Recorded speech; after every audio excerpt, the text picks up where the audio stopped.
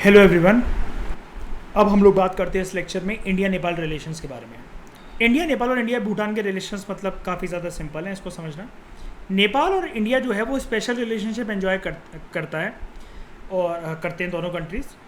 That has very few parallels in the world. मतलब इस तरह के रिलेशंस जो हैं इतने बेहतरीन, इतने स्मूथ रिलेशन चलने वाले कि जिसके बीच में ऐसा कभी कोई मेजर कन्फ्लिक्ट भड़प ना हुई हो, ऐसे बहुत ही कम देखने को मिलते हैं। एक ट्रीटी साइन हुई थी दोनों कंट्रीज़ के बीच में, जिसकी वजह से दोनों कंट्रीज़ ने अलाउ कर रखा है अपने अपने नागरिकों को और सामने वाले कंट्रीज़ के नागरिकों को भी कि वो आराम से ट्रैवल के लिए, काम करने के लिए एक दूसरे की कंट्री में काम करने जा सकते हैं without visas and without passport.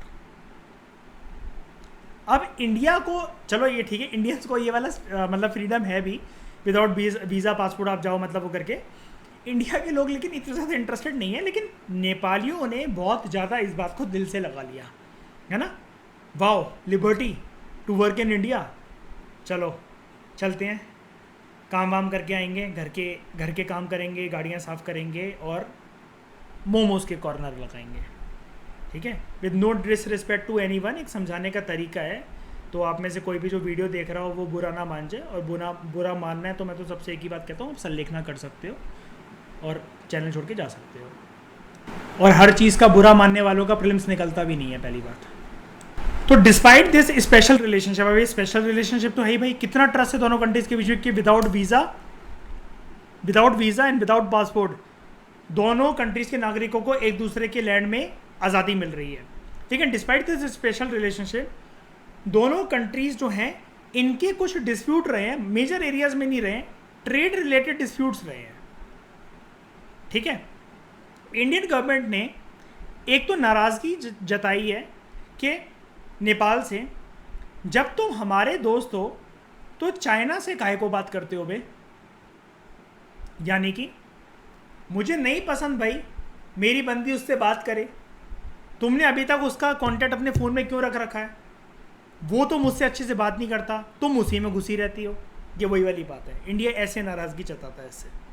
ठीक है, और इंडिया को नाराज़गी एक नेपाल से ये भी है कि नेपाल की जो सरकार है, जब एंटी इंडियन एलिमेंट्स जागते हैं ना नेपाल में, तो वो उनके खिलाफ कोई एक्शन नहीं लेती। नेपाल की सरकार चुप बैठ जाती है। अरे भैया कम से कम बोलो तो, उसे रोको तो, लोगों को समझाओ तो कि भारत ने इतना कुछ कर रखा है, वीज़ा और वो सब खोल रखा है। एक बात बताओ, वैसे सब लोग, हम लोग चलो इंडियंस हैं और ये यूपीएससी की तैयारी कर रहे हैं, लेकिन एक इसके बाद मतलब इसके बियॉन्ड जाकर अगर हम लोग प्रैक्टिकल बात करें, नेपाल को इंडिया की ज़्यादा ज़रूरत है या इंडिया को नेपाल की ज़्यादा ज़रूरत है? क्या बोलता है हर कोई, बताओ, है ना। अगर इंडिया कल को ये बॉर्डर सील वील भी कर दे, सब कुछ कर दे, तो इंडिया को ज़्यादा फ़र्क पड़ेगा इससे कि नेपाल से अगर उसका ट्रेड कम हो जाए, कुछ हो जाए, बहुत ज़्यादा फ़र्क पड़ेगा क्या? नहीं करेगा। बस इंडिया की, और स्पेशली ये वाली चीज़ ना, इसने ये हरामखोरी दोबारा दिखाई है। एनसीईआरटी में तो ये चीज़ बहुत पहले लिख रखी है। कोविड के टाइम पे याद है जब हमारी चाइना से लड़ाई हो गई थी, तो नेपाल का पीएम और ये चाइना बहुत ज़्यादा एक दूसरे मतलब मिले हुए थे, चाय की चुस्कियाँ चल रही हैं, सब कुछ चल रहा है ना। और तब हमने नेपाल से फिर से इस चीज़ को लेकर वो नाराज़गी जताई थी। इंडिया कितनी मदद करते आता है नेपाल की। 2015 आई थिंक 16 में भूकंप आया था नेपाल में, इंडिया ने एड दी थी उसको। अब एड में क्या होता है कि लोन नहीं होता, एड वापस नहीं लेना था। मतलब मैं किसी को अगर बर्थडे गिफ्ट दे रहा हूँ तो मुझसे ये थोड़ी ना कहूँगा कि इसके मुझे पैसे दे दे। इंडिया ने उसको कितनी एड दी थी, अर्थक्वेक का इंफ्रास्ट्रक्चर वहाँ पर डेवलप करवाया, वहाँ पर जाके दोबारा बिल्डिंग्स बनवाई, उसके मतलब बहुत सारी गवर्नमेंट जो बिल्डिंग्स थी उसमें इंफ्रास्ट्रक्चर डेवलप करवाया, नेपाल को पैसे देता है टाइम टू टाइम। फिर भी लेकिन ये वही वाली बात है, क्यों कशिश, बंदी के लिए सब कुछ करा, लेकिन फिर भी यार मैं उसको ब्लॉक कैसे करूं यार, तुम ही बताओ, मैं रूड नहीं बनूंगी उसके सामने। ये वही वाली बात है। इंडिया की जो सिक्योरिटी एजेंसीज हैं नेपाल के अंदर, जो माओवादी मूवमेंट उठती है, माओइस्ट मूवमेंट जो उठती है नेपाल के अंदर, वो ऐसे देखती है कि Maoist movement in Nepal as a growing security threat to India. मतलब भारत की सरकार ऑब्वियसली बातें देखती है कि नेपाल में अगर Maoist movement, gorilla Maoist warfare अगर उठा है और वो भारत के अगेंस्ट जा रहा है, एंटी इंडियन सेंटीमेंट्स अगर हैं, तो इंडिया को लगता है कि ऑब्वियसली बात है ये उनके लिए एक सिक्योरिटी थ्रेट है। यही वाली जो बात है, जैसे ये जो ऊपर हो रही थी ना, यहाँ पर कहाँ गया ये वाला पॉइंट, इनएक्शन वाला, कि एंटी इंडियन एलिमेंट्स जब जागते हैं तो उसके खिलाफ नेपाल एक्शन नहीं लेता, यही चीज़ है।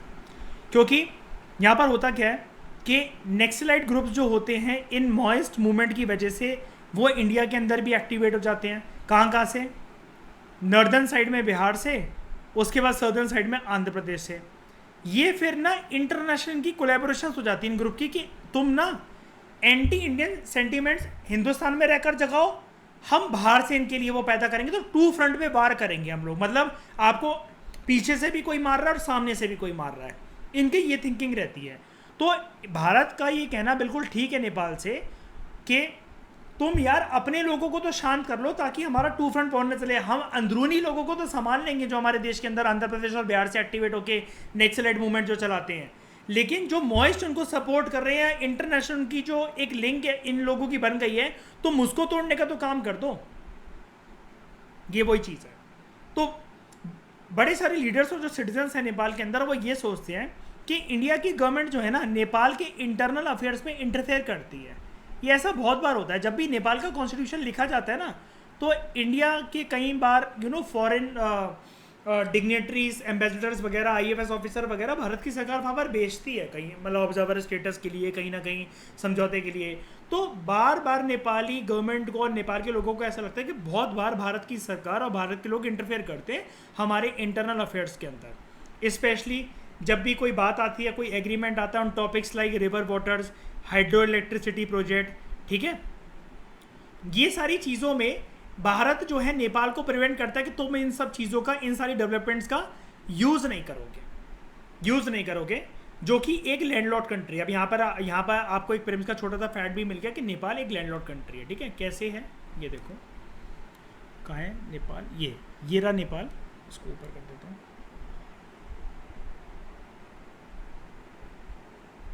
ये दिख रहा है, ये रहा नेपाल।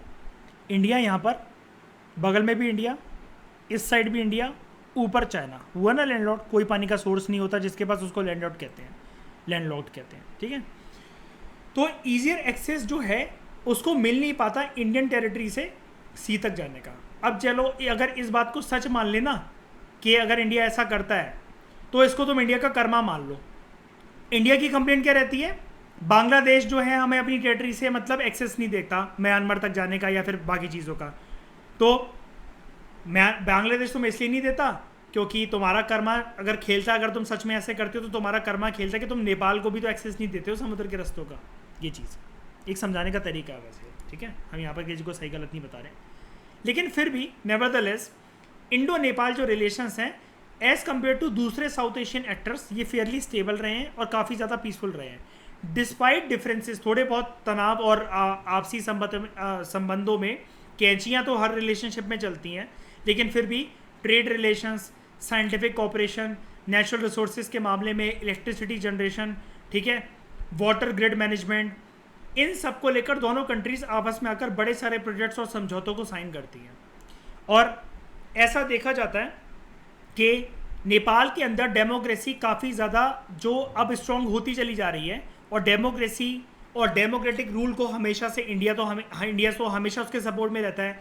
तो डेमोक्रेटिक मूवमेंट्स जो नेपाल में स्ट्रॉन्ग होती चली जा रही हैं। अब आप कहोगे डेमोक्रेटिक मूवमेंट्स जो नेपाल में स्ट्रॉन्ग होती चली जा रही हैं, इसका मतलब ये मैंने कल ही बताया था जब मैंने आपको नेपाल की अंदरूनी बात समझाई थी कि 2015 से जब से नेपाल ने अपना कॉन्स्टिट्यूशन लिखा है खुद का, वहाँ पर मोनार्की जो स्टैब्लिश थी वो हट गई है, अबॉलिश हो गई है, और डेमोक्रेटिक रिपब्लिक आ गया नेपाल के अंदर। तो जब डेमोक्रेटिक आइडियोलॉजी जब वहाँ पर आ गई है तो ऐसी एक होप करी जाती है कि इंडिया और नेपाल के रिश्तों में अब इम्प्रूवमेंट देखने को मिलेगी, उनके टाइज जो हैं और भी ज़्यादा वक्त के साथ साथ स्ट्रॉन्ग होते चलेंगे। ठीक है, आगे बात करते हैं इंडिया और श्रीलंका के रिलेशंस के बारे में। हमने अंदरूनी मामला तो देख लिया था, इंडिया और श्रीलंका में एक रिलेशनशिप का एक ऐसा मोड देखा था जिसमें लट्टे के साथ इन्वॉल्व होकर इंडियन पीस कीपिंग फोर्सेस जो हुई थी इन्वॉल्व, उसकी वजह से हमारे प्रधानमंत्री श्री राजीव गांधी जी की हत्या हो गई थी। दोनों कंट्रीज़ की रिलेशनशिप में कुछ डिफ़िकल्टीज़ रही हैं। इंडिया और श्रीलंका की यहाँ पर बात हो रही है मोस्टली एथनिक कन्फ्लिक्ट को लेकर। सिनालीज और तमिल्स की जो लड़ाई श्रीलंका के अंदर चलती रहती है, इस आइलैंड नेशन के अंदर जो चलती रहती है, और भारत सरकार का 1980s में इन्वॉल्व होना, 1980s के दशक में इन्वॉल्व होना, जिसकी वजह से हमारे प्रधानमंत्री की मृत्यु जाना, रिलेशनशिप के बीच में, दोनों कंट्रीज़ के रिलेशनशिप में एक गहरा नाता जो था वो तो टूट गया था, लेकिन फिर भी आगे देखते हैं क्या होता है। इंडियन लीडर्स और जो सिटीजन्स हैं वो ये देखते हैं कि वो कैसे भी करके ना, they find it impossible to remain neutral, कि हम चुपचाप नहीं देख सकते जब हमारे तमिलियंस भाई बहन जो होते हैं वो पॉलिटिकली अनहैप्पी तरीके से लाइफ बिता रहे हैं और उनको कितनी बेरहमी से मारा जा रहा है। आपको पता ना कि तमिल कंसर्न ही तो था कि इंडिया के तमिलियंस ने जब भारत सरकार के ऊपर प्रेशर जताया कि सर जी इंटरफेयर करो वहाँ पर आइलैंड नेशन में जाकर, पड़ोसी देश में देखो जो हमारे जो लोग यहाँ से गए हैं, रिश्तेदार वगैरह जो वहाँ पर रहते हैं, कैसा कैसा बर्ताव उनके साथ हो रहा है वहाँ पर।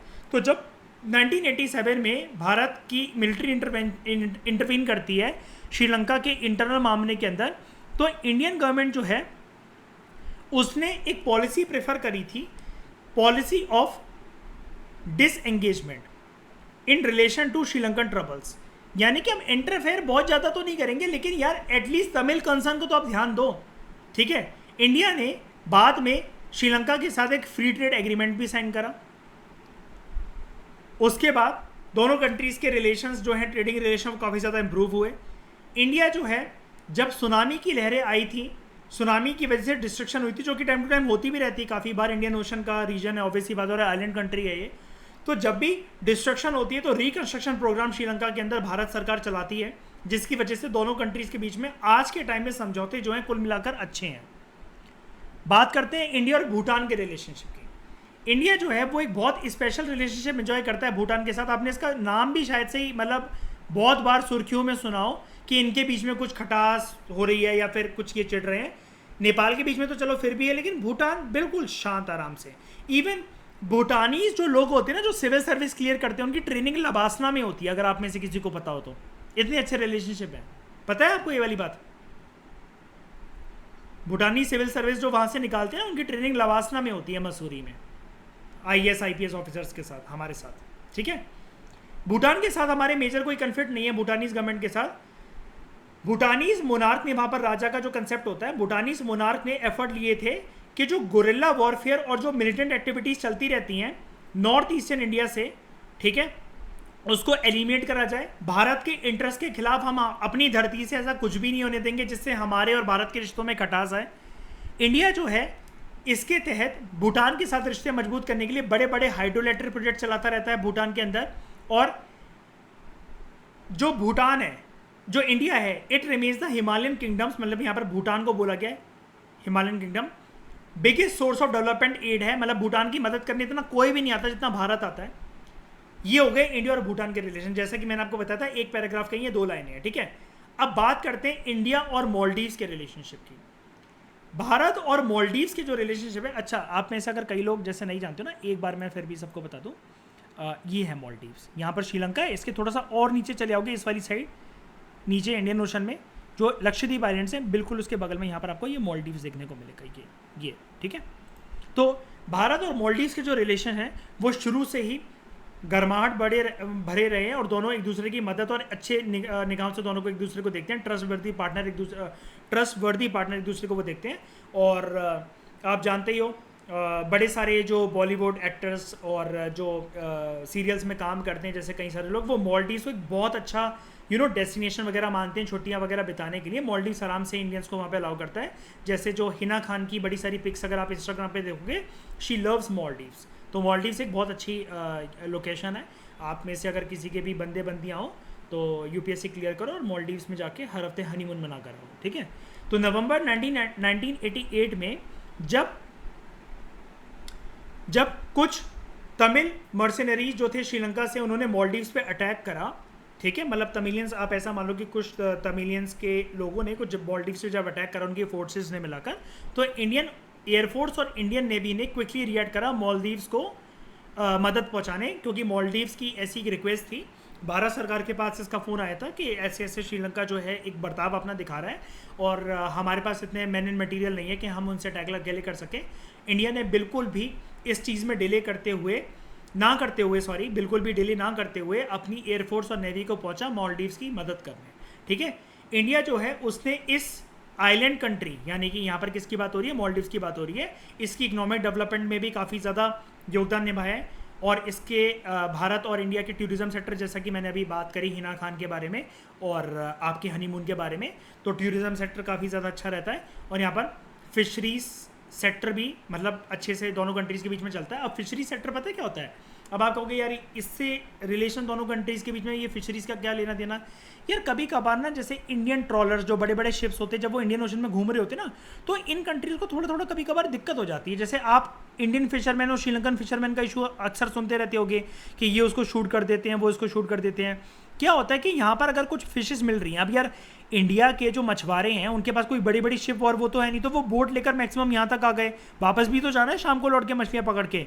तो मालदीव्स कल को अगर ऐसा हो कि मालदीवियन जो नेवी फोर्सेज हैं या श्रीलंकन जो नेवल फोर्सेज हैं वो कल को इंडियन फिशरमैन को कैप्चर कर लें, फिर अगर मालदीव्स की शिप अगर यहाँ तक आ रही हैं फिर इंडियन फोर्सेज उनको कैप्चर कर लें, श्रीलंकन फोर्सेज उनको कैप्चर कर लें, ऐसा अच्छी चीज़ नहीं होती है। अब क्या होता है कि उनको भी ये लगता है कि फिशरीज रिसोर्सेज की वजह से हमारी इकोनॉमिक डेवलपमेंट हो रही है, श्रीलंका को भी ऐसा लगता है, और इंडिया में तमिलनाडु और स्पेशली जो सदर्न स्टेट्स हैं केरला वगैरह, इनको ऐसा लगता है कि फिशरीज की वजह से हमारी इकोनॉमिक डेवलपमेंट प्रमोट हो रही है। अगर तीनों भिड़ जाएंगे तो ट्रायंगुलर कन्फ्लिक्टिंग हो जाएगा इंडियन ओशन के अंदर, है ना। लेकिन दोनों जो मालदीव्स और इंडिया हैं, इंडिया और श्रीलंका के बीच में तो फिशरीज जो रिलेशन है वो इतने अच्छे नहीं है, लेकिन यहाँ पर मालदीव जो है वो अलाउ करता है इंडियन ओशन की अपनी इस टेरिटरी में कि इंडियन फिशरमैन आराम से जो है वो फिशिंग वगैरह कर सके लार्ज स्केल पर, ठीक है।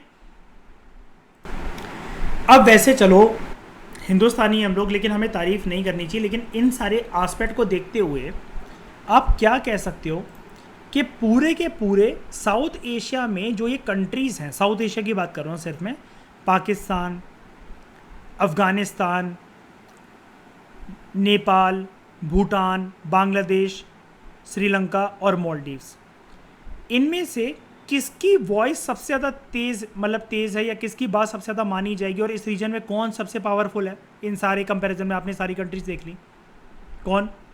इंडिया ना। तो देखो होता क्या, हमने डिसाइड कर लिया इंडिया इन सारे फैक्टर्स की वजह से, ठीक है। अब इंडिया जो है उसकी कुछ कुछ प्रॉब्लम्स चलती रहती हैं, जैसा कि हमने देखा अपने छोटे छोटे नेबर्स के साथ इस रीजन में, साउथ एशियन रीजन में। इंडिया की साइज़ और पावर को देखते हुए बड़ी सारी ये जो कंट्रीज़ हैं ना, इंडिया की जो बॉर्डरिंग कंट्रीज़ हैं, वो इंडिया की इंटेंशंस को लेकर कभी कभार ना सस्पिशियस रहती हैं, शक भरी नज़रों से भारत को देखती हैं, वो भारत की सरकार को देखती हैं। और उनका ये भी आरोप रहता है कि इंडिया ना यहाँ पर एक तरीके से बिग बुली का काम करता है, कि हमें ना मतलब इसके आगे झुकना पड़ता है क्योंकि ये रीजन में डोमिनेंट पावर बन के रहता है। On the other and Bharat की सरकार को ऐसा लगते हुए आया है शुरू से कि नेबर जो है ना वो एक्सप्लॉइट करते हैं इंडिया को, मतलब वो क्या, वो ना सिंपैथी कार्ड खेलते हैं कि भारत अगर उसकी मदद ना करे या फिर एड ना दे, लोन तो देता ही नहीं है क्योंकि छोटी छोटी कंट्रीज़ हैं और इंडिया डेवलपिंग कंट्रीज़ है। ये मैं तुम्हें IR में पढ़ाऊंगा, वैसे अक्सर तुमने वैसे ओनली इसके एडिटोरियल डिस्कशन में भी सुना होगा ये वाली चीज़, जब सर बताते रहते हैं सुमित सर, कि इंडिया डेवलपिंग कंट्री होते हुए भी छोटी छोटी कंट्रीज भूटान, नेपाल, श्रीलंका को इनको डेवलपमेंटल एड देता है, इनके इंफ्रास्ट्रक्चर डेवलपमेंट में मदद करता है, ठीक है। जैसे अफगानिस्तान के अंदर I think if I not Afghanistan ही था, उसकी पार्लियामेंट बिल्डिंग बनवाई थी इंडिया ने, है ना। अब यहाँ पर डेवलपिंग कंट्री के लिए इतना बड़ा बड़ा बल्क में अमाउंट देकर इतनी एफर्ट्स के साथ इंफ्रास्ट्रक्चर वगैरह बनवाना ये कोई आसान काम नहीं है, लेकिन फिर भी ये छोटी छोटी कंट्रीज ना फ़ायदा उठाती हैं। ये हमारे साथ ना चाइना कार्ड खेलती हैं, ये टर्म याद रखना, चाइना कार्ड, कि कल को चलो इंडिया अगर हमारी मदद नहीं करेगा ना, हम चाइना के पाले में चले जाएंगे, उसके साथ मतलब क्या कहते हैं मर्ज हो जाएंगे, उसकी बात सुनने लगेंगे, जैसा नेपाल और चाइना अक्सर से करते हुए आए हैं।